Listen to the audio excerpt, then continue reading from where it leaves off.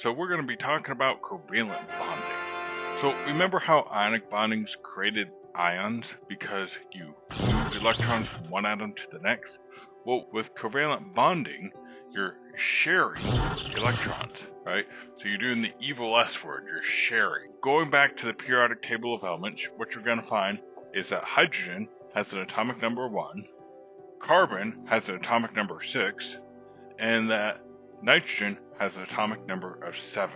If you remember, that means that hydrogen has 1 electron. This first shell can hold a total of 2 electrons. We're going to put our 1 electron over here. Remember, we need 2 electrons for the shell to be totally full and for this atom to be happy. This hydrogen is not happy with its lot in life. Let's talk about carbon over here. This carbon can hold a total of 6. It has 6 protons, so it has a total of 6 electrons. And so this first shell can hold 2 electrons, but we have 6, so what are we going to do with the 4 that are left over? What's going to happen is they're going to go into this next shell. This next shell can hold a total of 8 electrons, but I only have 4 that I managed to put in there. Now, this carbon isn't so happy, so one of the things it's going to do is it's going to form a bond here. You see how both carbon and hydrogen are sharing electrons. When this hydrogen looks at things, it says, oh, it's like I have 1, 2 electrons in my outermost shell. So this hydrogen is happy because by sharing electrons, it's made it like it has a total of 2 out of 2 electrons. This shell is completely full. The way it happened is by doing the evil S word, sharing. Now, this carbon atom right here, by doing the evil S word, just sharing with hydrogen, it's like it has 5 electrons. It looks at 1, 2, 3, 4, 5 electrons in my outermost shell. So not quite full, so it has to do some more sharing. Let's talk about this nitrogen. So nitrogen has a total of 7 electrons, and so we could put 2 in this first shell. Well, that's not going to work so good in terms of completely filling things out, because what's going to happen with these other 5 electrons? So we have to go into our next shell. And so in this shell, we have a total of 5 electrons, but this shell can hold a total of 8. So this atom is not so happy over here. How are we going to fix this? Well, we're going to use the evil S word again. We're going to share. And so this nitrogen, it says, well, look, I can share my electron with you, carbon. I can share this electron with you. I can share this electron with you. And so by sharing, it's like nitrogen has a total of 8 electrons in this outermost shell, because nitrogen is going to look at things. I have 1, 2, 3, 4, 5, 6, 7, 8. Yep, so I got 8 electrons in that outermost shell, and it can hold a total of 8 electrons. Now, looking at this carbon is going to say I got 1, 2, 3, 4, 5, 6, 7, 8. I got a total of 8 electrons in that outermost shell.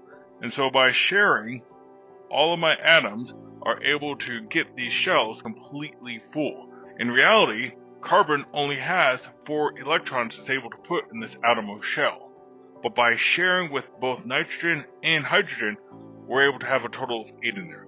Hydrogen by itself can only put 1 electron there, but by sharing with carbon, it's able to have a total of 2 electrons in this outermost shell.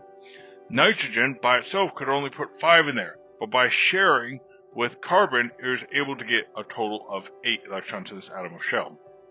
So every pair of electrons for sharing is going to be a bond. So this is a single bond. Having 2 pairs of electrons would be a double bond. Having 3 pairs of electrons is a triple bond. Atoms are only able to have up to a triple bond, right? You don't have a quadruple bond with any other particular atom. But now, as a whole, one of the things you can do is this atom, for example, carbon, has a total of 4 bonds, but no more than 3 with any one particular atom. This is covalent bonding. You're going to share your electrons equally, right? We're not ripping the electron away from the carbon. We don't create charges right there in terms of a complete charge. Now, something I will get to in maybe in a later video is going to be dealing with polar covalent. And so what happens with polar covalent is you're kind of between ionic and covalent. So you're trying to rip away the electron, but you didn't quite manage to do it. And so you're going to have partial charges. This is non-polar covalent. We're sharing the electrons equally. We're not ripping away electrons from hydrogen, or we're not ripping away from carbon or nitrogen. So why does this matter? So some questions is, what type of bonds would you rather have in your body? Quick question, what type of bonds would you rather have in your bones, ionic or covalent? And if so, why? Okay, so the answer is going to be covalent.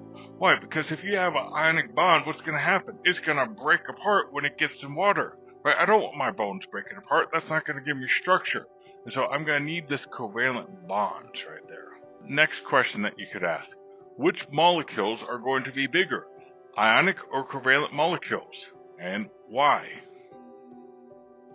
So the answer is your covalent molecules. Look at this one right here. We had 3 different atoms involved.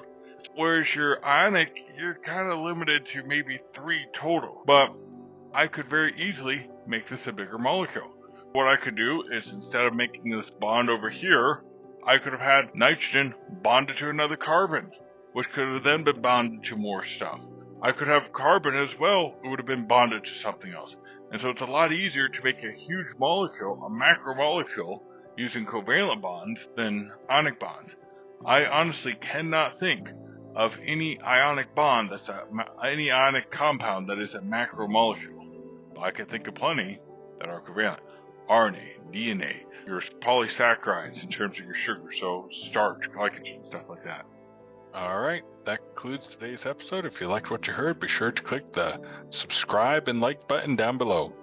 And as always, if you have any questions, comments, concerns, or if there's any particular topic you'd like me to create a video on, let me know in the comments down below. All right, well, I look forward to seeing you on my next podcast.